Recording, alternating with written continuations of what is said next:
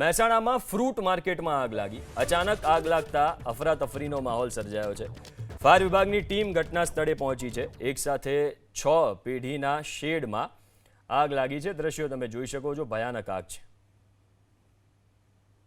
મહેસાણા એપીએમસીમાં આવેલા ફ્રૂટ માર્કેટની અંદર આગ લાગવાની ઘટના બની છે. હું આપને દ્રશ્યો બતાવવા જઈ છું. મહેસાણા ફ્રૂટ માર્કેટના કે જ્યાં વિવિધ ગોડાઉન આવેલા છે. આ ગોડાઉનની અંદર કેરી સહિતનો જે ફ્રૂટનો માલ હતો તે ખાલી કરતા હતા ત્યારે અચાનક વાહનમાં શોર્ટ સર્કિટ થયું, જેના કારણે આગ લાગવાની ઘટના બની છે.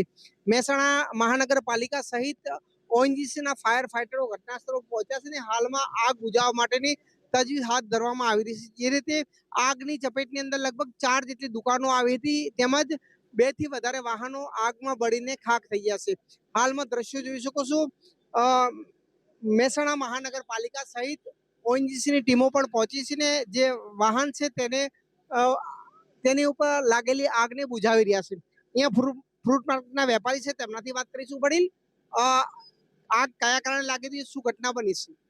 અચાનક એવું જાણવા મળ્યું કે ગાડીનું કંઈક વાયરિંગ થતું હતું, એના હિસાબે આગ પકડી અને વધુ પડતા પ્લાસ્ટિકના કેરેટ હતા, એનાથી આગ બમણી થઈ. આગના કારણે કેટલું નુકસાન છે? નુકસાન તો ખાસું બધું અંદાજ ના લગાવી શકાય, કેમ કે કોલ્ડ સ્ટોર છે બધા, કોઈ સફરજનના ને એ રીતે કેરીની ભરેલી ગાડીઓ છે, આવું બધું છે. કેટલી ગાડીઓમાં, કેટલા વાહનોમાં આગ છે? બે વાહનો છે, મોટી ટ્રકો છે, 4 દુકાનો. તો હું ફરી એકવાર આ દ્રશ્યો બતાવીશ કે જે આગ ઉપર હાલમાં કાબુ મેળવાઈ રહ્યો છે. જે રીતે દુકાનોના શટર તોડીને અંદર જે રીતે આગ લાગી છે તેને ઓલાવવા માટે હાલ તંત્ર કામે લાગ્યું છે. મહેસાણા ઓએનજીસીની ટીમ પણ પહોંચી છે, ઓએનજીસી ફાયર વિભાગની ટીમ પણ પહોંચી છે અને આગ ઉપર કાબુ મેળવવામાં આવી રહ્યો છે.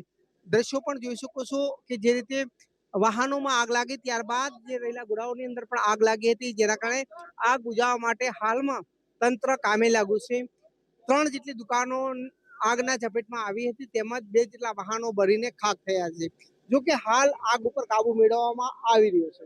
અરુણા ગોળી, એબીપી મહેસાણા.